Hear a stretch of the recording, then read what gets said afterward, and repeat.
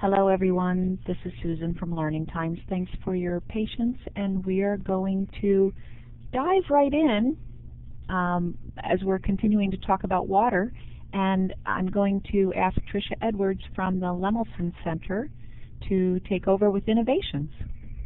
Great. Well, welcome everybody, and thanks for your patience as we work through some technical issues. I'm going to be talking today about innovations in clean water. I work for the Smithsonian's Lemelson Center for the Study of Invention and Innovation, and we're very interested in what's happening currently with inventions and innovations in clean water. So before we get into the bulk of the presentation, I first want to just kind of ask if you guys can tell me how many of you are drinking bottled water, or if you're drinking bottled water or filtered water right now, or if you've had it in the last 24 hours. If you could just kind of do a yes, no, so we can see where we are.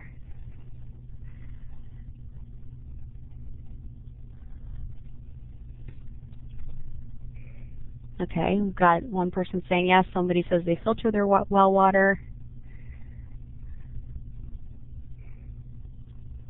Looks like a bunch of bottled waters, yes, filtered waters, tap water. About half of the 25 students say yes. So it looks like we're seeing, a good portion of our respondents coming in with yes. I actually don't think I've had any bottled water or filtered water in the last 24 hours, but that's sort of unusual. So this is something that we don't think much about in this country. We have access, most of us, I shouldn't say everyone in the United States, but most of us have access to clean water, and yet, we're always looking for either it's the convenience of the bottled water, or maybe we think the filtered water is better for us or tastes better. But it's really, that's really a luxury compared to what a lot of people in other parts of the world deal with. So I first wanted to kind of set this up. The clean water there's kind of a two-pronged problem. So I know some of the sessions in this conference have dealt with the issue of access to water. First, you need access to water, and that could be, it could be water from the ocean, it could be water that you pump up from the ground. So first you need access to water, but then once you have access, that isn't even the whole problem. Then you need access to clean water. So it's kind of sort of this two-step process. And I just wanted to set up a little bit, kind of give you some statistics to set up the problem that even though it's something we don't deal with much here, it's globally, it's a significant problem. So nearly 1 billion people worldwide lack direct access to clean water, and that's nearly 3 times the population of the United States. So that's significant. That's a lot of people.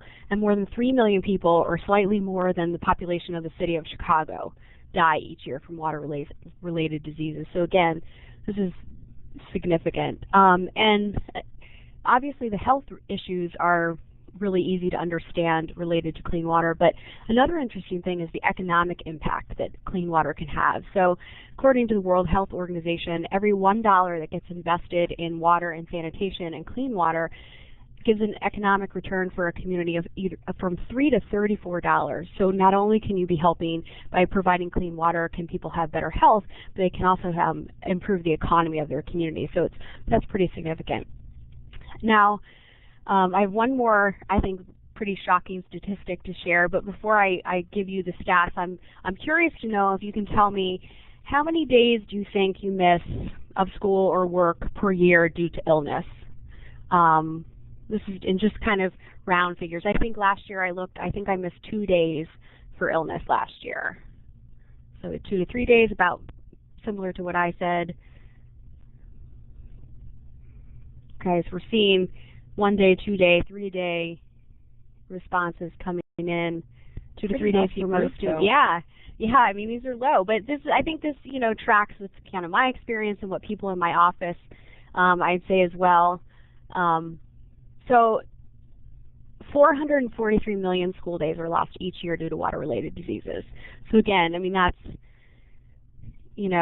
more than that's just a huge number. And so again, we think about if we can clean water, it's health, it's economics, and it's also education. If you're not missing school, you're going to school more, you're learning more, your education improves. So there's sort of a lot of issues that kind of mushroom out from providing clean water. But of course, the issue isn't just in the developing world. I mean, certainly closer to home after Hurricane Katrina. This is the picture on the right is post New Orleans Katrina. Everyone remembers the terrible flooding that was there. I know, where I live, we were affected by Hurricane Irene last August. I didn't have power for 5 days. I didn't have water for 5 days. And so there are other things, and usually in the U.S. these tend to be shorter term periods of time where we're without water, but this is definitely reality for parts of the U.S. as well. And then I just wanted to share a personal story too. So this is a picture I took last October. I was visiting Kyiv, Ukraine. That's a picture of me up on top of a water tower overlooking the city. And what struck me immediately upon arriving in Kiev and checking into my hotel was that I was told I could not drink the water. And so this is a pretty modern city, pretty well developed, and yet here I was in this place where I couldn't drink water, and it's just, I mean, everyone drinks bottled water. You don't even drink filtered water, you drink bottled water. And when I would ask people about it, I mean, it has been this way forever. I thought maybe it was a result of the nuclear disaster at Chernobyl, because Chernobyl's not that far from Kiev, but no, it's just kind of always been that way. And so here's this, developed city where they deal with this on an ongoing basis where you just can't drink the water. So kind of another surprising place. So I'm going to talk to you today about this question of how are inventors and innovators working to solve the clean water problem. Most of the examples I'm going to show are things that are being used in the developing world, but there are some other things that are being used a little closer to home too. And I should say that these are just a handful of examples. There are lots and lots of inventors out there working on this issue, which is pretty inspiring.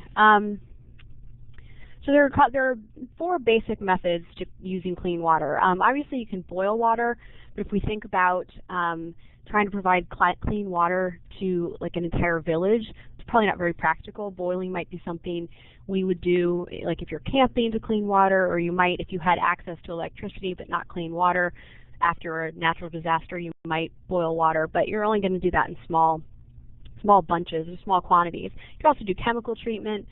Again, to do that right and to do that with the right amount of chemicals, not too many chemicals, not too few chemicals, that's hard to do in a town or a village. So the things I'm really going to be talking about today are distillation and filtering. So we're going to look at a couple different examples of that.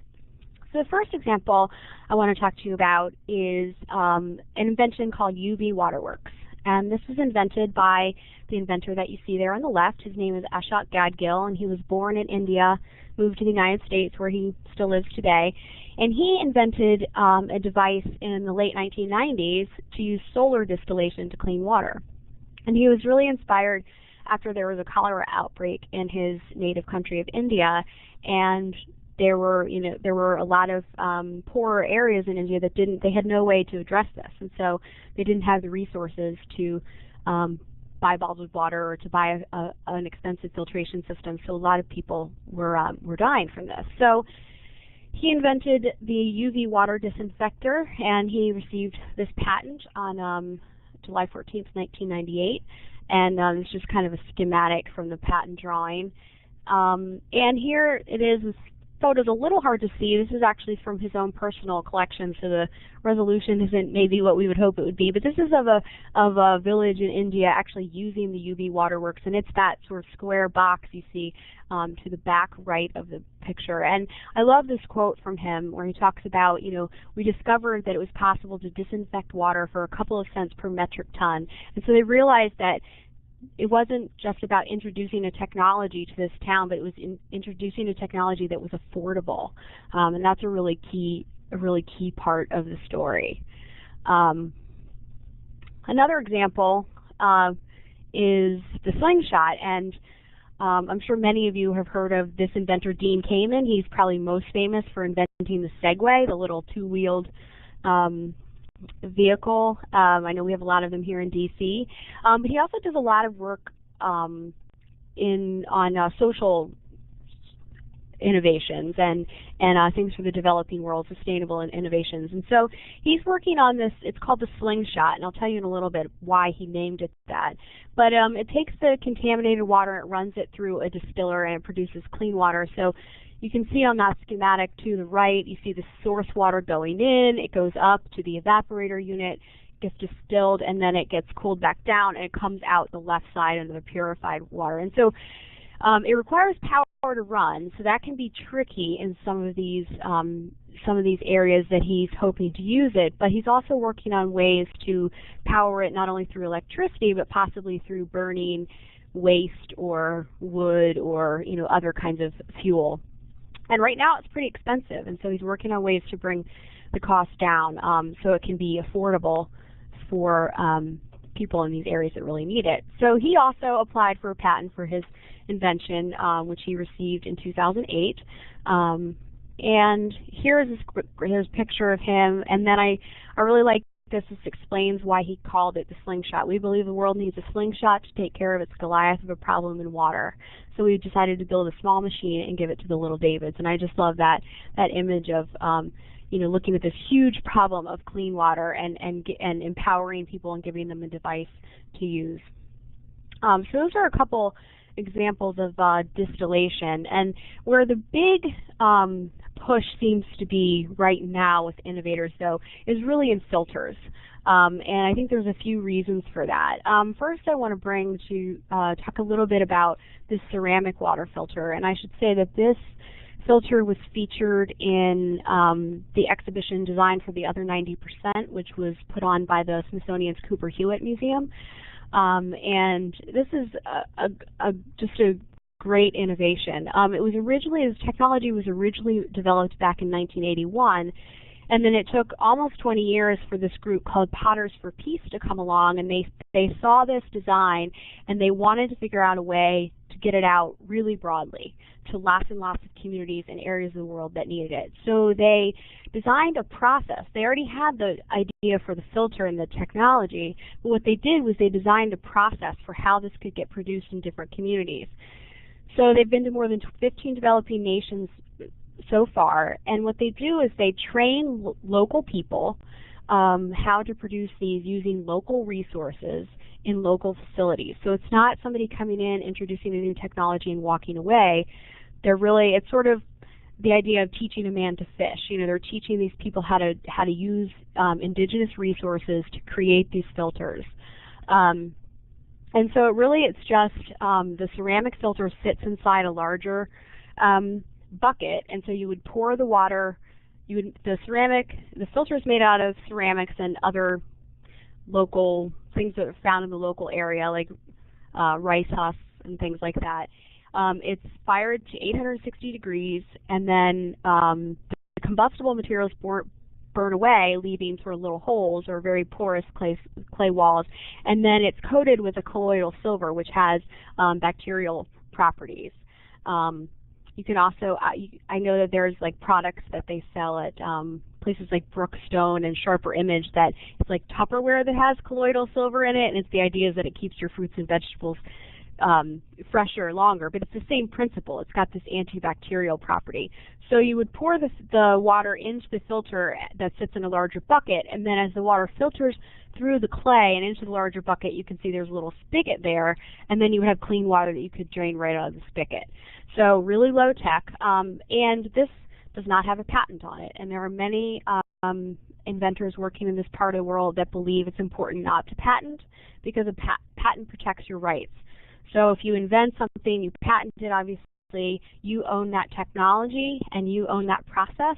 And so by not patenting something and putting the idea out there, there are many inventors who feel like that's helping solve the problem. But there are lots of different views on to patent or not. But I think it's important to talk about that not every invention becomes patented.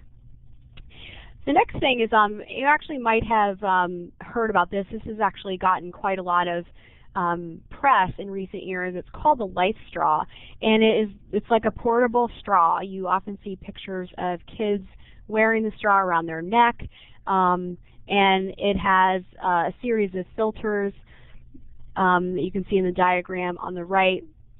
kind of goes through some different strainers and different filters till you and you activate the filter by sucking, like if you're sucking on a straw. And it was designed by a Danish inventor. And here's actually on the left, there's a young girl. You can see that really awful looking water that she's put the straw into, and but as she sucks through the water, it filters the water. So this is these last for about a year, so you do have to replace them annually, but they're pretty inexpensive, and it's considered really one of the game-changing innovations.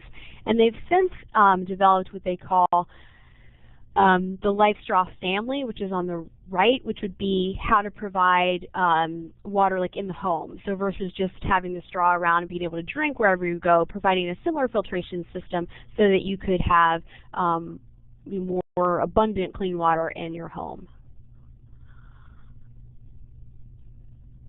And then this I wanted to feature also some inventions that are being worked on by young people, because there's no age limit for being an inventor. There are young kids that invent, and I think it's important to look at what some younger inventors are doing. This is an invention that's right now being thought of to use more like in the United States after a natural disaster, but the inventor David Perry, who's seen there up on the right, believes that there might be ways to adapt this for use in the developing world. So he developed this when he was a college student. He was a student at Rensselaer Polytech in New York, and he received a grant from an organization called the National Collegiate Inventors and Innovators Alliance. They provide grants to teams of high school or college-age inventors to invent something that not only, and it's not just about inventing something, but it's inventing something to take it to market. So it's sort of that whole process. So his invention is called OsoPure, and it basically uses like an old soda bottle or water bottle. They're we know, readily available in this country. And then it has, if you look in the center of that diagram, you see a cap and like a filtering system. So you would put the unclean water into the bottle, you would you would put the filter and screw the top in, and then you would squeeze the bottle, sort of like the LifeStraw, the same idea. The filter gets activated by squeezing it. With the LifeStraw, it gets activated when you suck on it. And then, so when you squeeze it, the water is pure. So I think it seems pretty simple, but it's, I think, pretty amazing. And again, a young inventor. And my last invention I wanted to focus is an even younger team of inventors. This is actually a group of high school students who are from Illinois, the Illinois Math and Science Academy, and they received a grant from an organization called the Lemelson MIT program, which is a sister program to the Lemelson Center. And they give grants to teams of high school students of up to $10,000 to develop an invention to meet a real world need. So they were really interested in developing a low-cost, durable water filtration system. And they wanted to make sure it needed no external power, and they wanted to be able to use, much like the ceramic water filter I featured earlier, they wanted to be able to use things that were indigenous to a community. And so on the right, you can see they were experimenting with a couple different designs. Here they're working on like a disc-shaped design, and then they also explored a cone-shaped design. So they experimented with different things, and I think the last I spoke to them, they were going to be testing this out in a community. So they had access to lots of great mentors and teachers to help them. But again, this is an idea that they came up with themselves. They saw, a real use for it, and they tested out lots of different designs. And so again, very inspiring to think about. You don't have to be an adult to invent.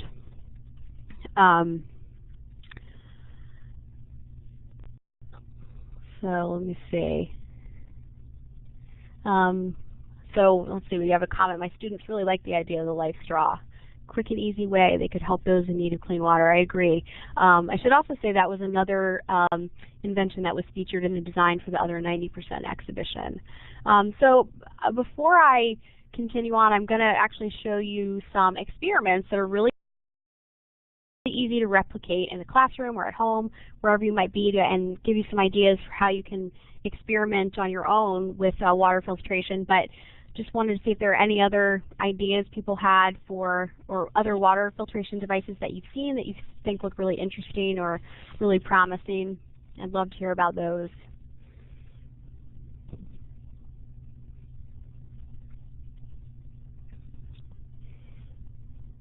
Okay, well, maybe the experiments will spur some ideas. So I want to show you, I have a couple of different experiments to show you that I did right in my own kitchen using you know, things I had readily available to me. And so first I want to talk a little bit about the water filtration process, just to sort of familiarize everybody with, this is sort of what happens at our water treatment plant. Obviously it's a slightly different process that happens when you're filtering through some of the filters that we have looked at thus far. So the first thing that would happen would be aeration. You would add water, you would add air to the water to let all the gases escape. Then you would typically add a chemical or additive to have things coagulate, and so they would form into big clumps of things. And then you would let that sit for a while, and then gravity would eventually pull those clumps to the bottom, and then you would go through the filtration process, and then ultimately disinfection.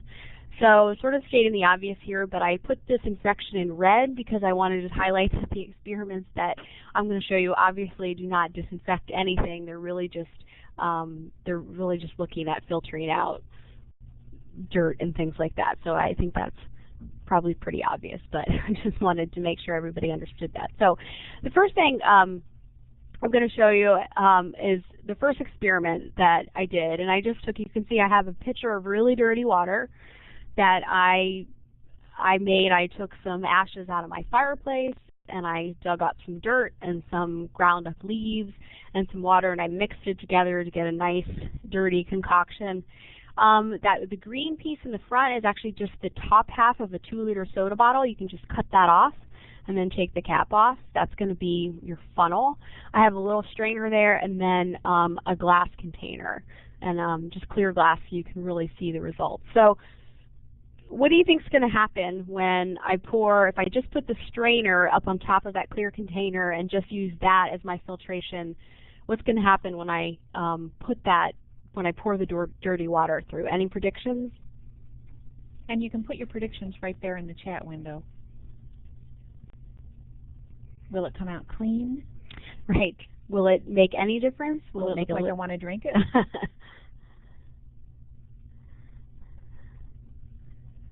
I see our group. Ooh, brown water. It will only catch large particles. Off-colored water. I would not drink it. Okay. Let's see. So I have a short video to show of it will still be dirty. Things you can see will still be harmful. Okay, these are some good predictions. Now Jonathan is going to pull up the video. Okay. So we'll give him a second to do that. Okay. So these are short. So there I am pouring it in.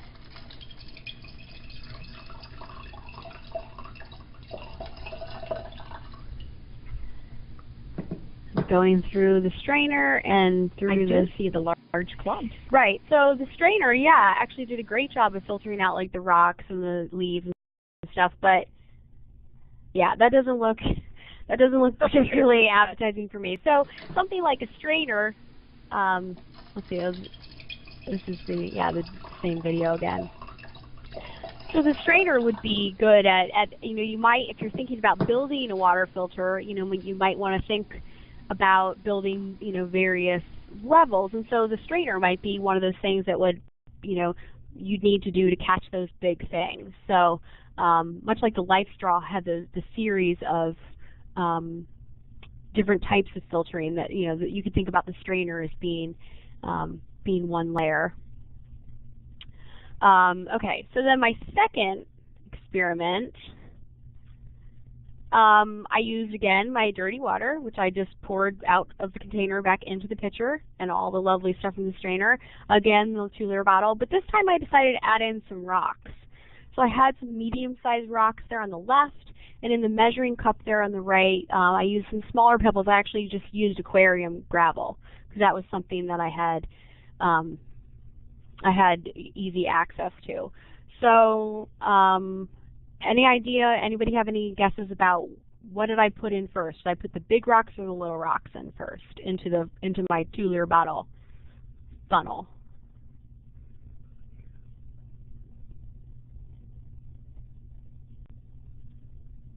Big rocks, says Melissa. So that's right. So I put the big rocks, big then little. So actually when I first started to do this, I just wanted to try it with little rocks. And of course when I just put the little rocks in, they went right through the opening of the filter. So I realized, you know, that I needed something a little bigger. So I put the medium rocks in and then the little rocks. So what do we think will happen? Let's see, Barbara's saying maybe slightly better. Still would not want to drink it. Still off colored.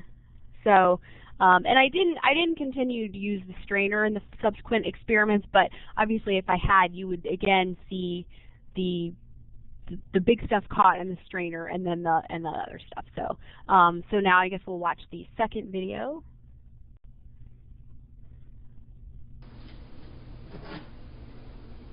Here's my rocks layered. Still filters through very quickly. And still looks pretty unappetizing. Still looks pretty bad.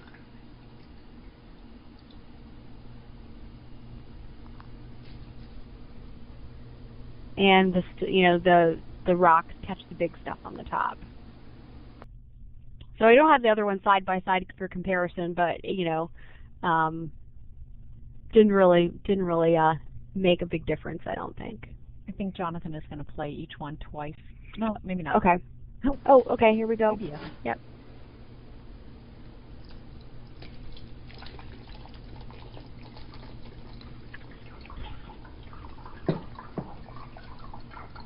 Now, if you actually tested for particles, would this have removed more?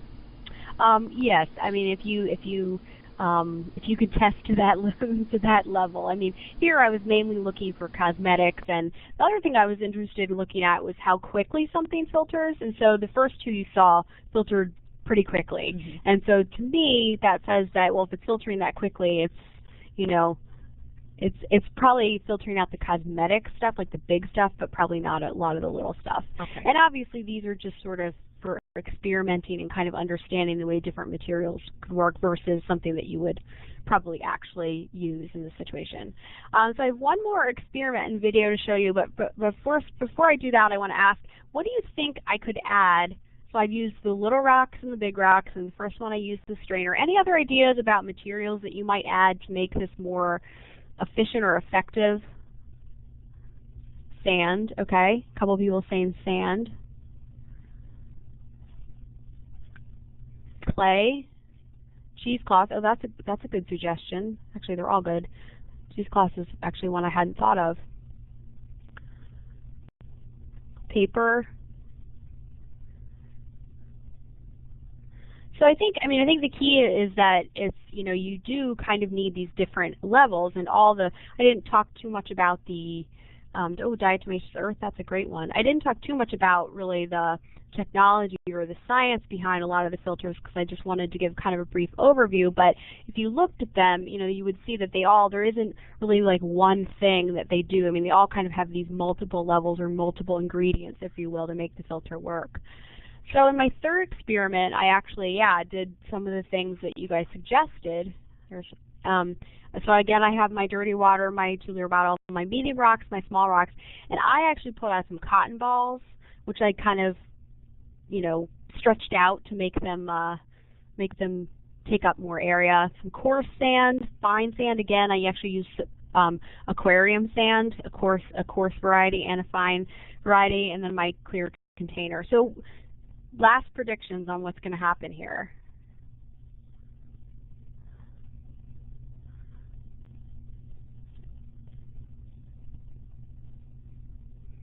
Still ooh a little. Okay, I think I kind of maybe agree with that. Clearer water. And will it happen faster or slower? Oh, that's a good question.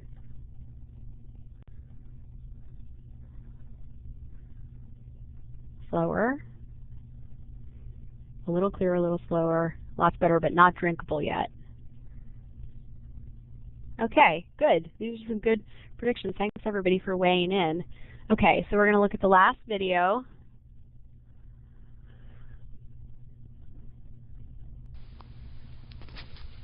So you can see my filter is actually really full now with the fine sand at the top. Oh, I didn't talk about the order, but I can talk about that in a minute.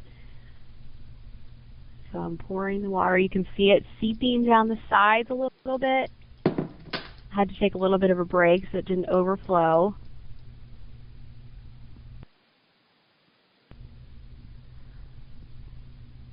But you can see there's nothing coming out of the bottom of the filter yet. So those of you who said slower were right on the money.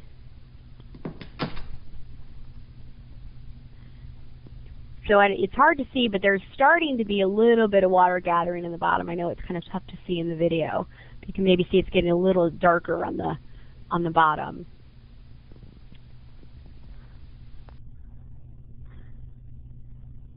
So it was a lot slower, and I didn't want to run the video for a long time to watch the filter. So I actually do have a photo I'll show you at the end. But while this plays again, I'll talk. Obviously, I put my medium-sized rocks in the very bottom again. Then I put my pebbles.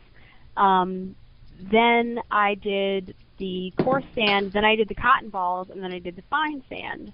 And you could experiment. It would be interesting to experiment with sort of flipping some of those and see if it changed the results at all. Whether maybe putting the cotton balls on the top might work differently, or I'm looking forward to seeing the finished result. But how much water was absorbed by the filter then that did not come out? That's actually a great question. So what happened was it did come out. Still not super clean, but definitely cleaner than it started. But a lot of it got caught up. So I think this is one of the other things that when inventors and innovators are working on these kinds of issues, that there's all these factors that go into it. So it's obviously the most important thing is cleaning the water, but it's also using materials that might be available in that town. It's how a lot of when you look at a lot of the technical information that goes with a lot of the filters, it is about how quickly it filters, because if you're filtering for your family and you need water, for a meal, you need it to go quicker. So there's a lot of different things that kind of go into this. And so this last filter, the first two you saw went very, very quickly, and when I added in the two kinds of sand and the cotton balls, it dramatically slowed it down. So it probably wouldn't be something that that's probably one of the issues I would work on, which is how to get it clean quicker. So in the end, so there's actually on the left is how much I got out. So that's actually not very much, and it still looks pretty bad. But if you look at the picture on the right, the filtered water is on the left, and it doesn't look great, but I think it's definitely better than the stuff on the right, which was from the original picture. So, and again, this is just like a kitchen experiment, but I think it just gives you, what was really fun for me was just experimenting with the different materials. So this is something to easily replicate in the classroom or at home. Anybody have any ideas of other, you already gave a few examples of other things that I hadn't thought of, like diatomaceous earth, which I think is a great suggestion. That's actually used in a lot of maintaining swimming pools. Another thing that you can try is charcoal. Charcoal has great filtering properties. It's porous. How much were the original materials cleaned first? Let's see, I'm wondering, do you mean the pebbles and things? How much did I clean those? Make sure to pre-wash the sand, the rocks. Yeah, I did rinse them. I wouldn't say that I washed them, with soap and water. I definitely rinsed them and strained the rocks to get rid of any, any dirt, so that they weren't contributing to the dirt in the water. But yeah, Alan brings up making sure to pre-wash everything, and that's a great suggestion. Somebody had mentioned you had used charcoal before, and that's something good to try. Another good thing is You can try peat moss, is another thing that's often used in filters. But there's lots and lots of different ingredients, and someone earlier had mentioned using a carbon filter, which is a great idea. I tried to use things that I thought about. What if I was in a community or in a village that really had no access to anything like that? What are the things that might be indigenous or readily available that I might be able to use? And so that's kind of what inspired me. But I think there's lots and lots. Dried plant material, another great suggestion. I think there's lots and lots of different things that you can try. And again, I think there's a lot of great experiments to do to look at what happens when you switch the order of the ingredients, if you will, like what happens if you put cotton on top versus the pebbles on top. And I think also tracking the time it takes for the filter to get through and how much you put in versus how much you get out. I mean, I think there's a lot of really interesting science and math activities that can be done there. Sphagnum moss, excellent suggestion from Barbara. That's another really good one. So I just wanted to highlight a couple of things. If you're interested, if this is interesting to you, and you want to learn more about this, I would definitely refer you to the Lemelson Center's website, which is that one on top, invention.smithsonian.org. We have some good content on our website, but a lot of links to other places as well. The college program that I mentioned that funded the OsoPure invention is just nciia.org. There's a lot of information there about how to learn more about that or apply for those grants. Similarly, the high school program I mentioned, the Invent Team Grant Program, that website, that'll tell you how to apply for an Invent Team grant. You can look at what projects have been funded in the past. There are actually a number of water-related inventions, and I just pulled out the one I featured. And then the EPA website actually has a lot of pretty interesting water filtration activities that can be easily done in school or in the home. So those are some good sites to inspire you to do more.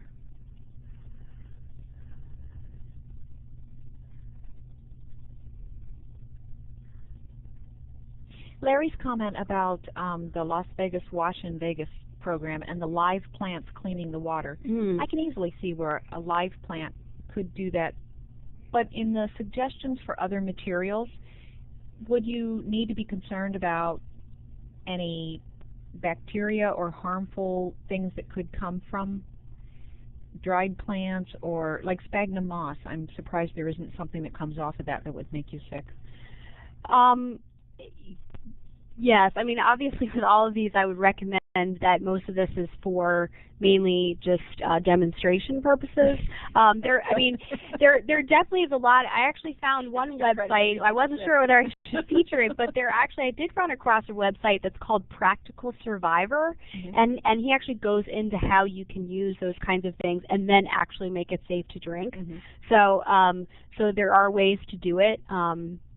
And I think, I mean, it's pretty fascinating. I think, some of the filters that I featured will clean the water, make it safe to drink, but it still might not taste great. So that's another thing that I think is really interesting. I think we as Americans are very, very sensitive to the taste, which is I think why a lot of us drink bottled water or filtered water. And so some of these filters will make it safe to drink, but it won't necessarily taste great. So they don't all solve all those problems, but they can at least help for those that are most in need. So Barbara is coming in to say that sphagnum moss is actually pretty sterile and it's used for bandages. I need to read up on my moss. Thank you, Barbara.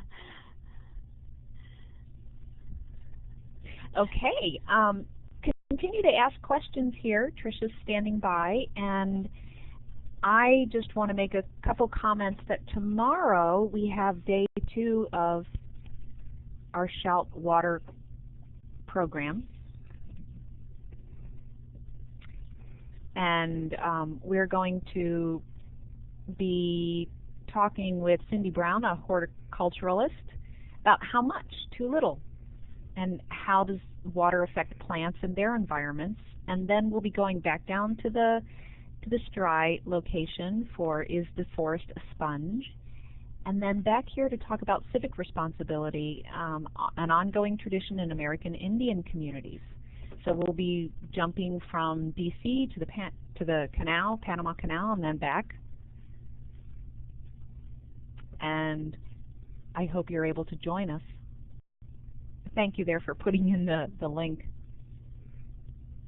A sponge fight.